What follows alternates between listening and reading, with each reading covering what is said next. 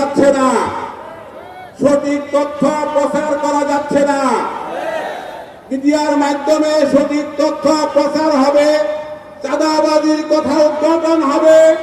বাংলার এই ছোট্ট ভূখণ্ডে চাঁদাবাজের বিরুদ্ধে যারা লেখনী লেখে তাদেরকে দিনে দুপুরে প্রকাশ্যে জনসম্মুখে কুপায়ে কুপায়ে হত্যা করা হচ্ছে।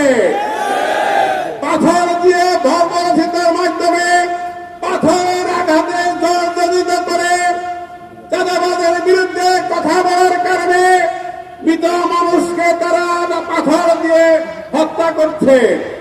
তার উপরে তারা উঠে উঠে দেশে গিয়ে আনন্দ উল্লাস করছে। এই হচ্ছে বাংলার সভ্যতা।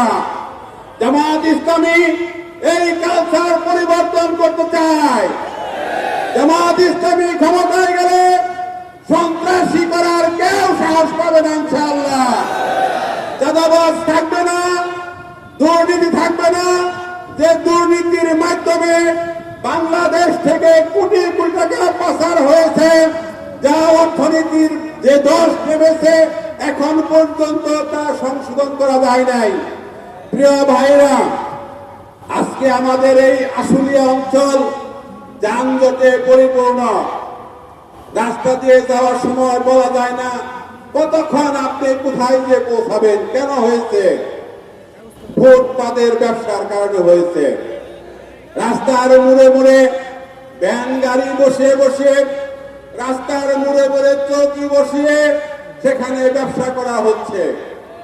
যারা ব্যবসা করছেন, জামাত ইসলামী যদি এদেশের সেবক হিসেবে গ্রহণ করেন, যারা ফুটপাতে ব্যবসা করছেন তাদের জন্য উত্তম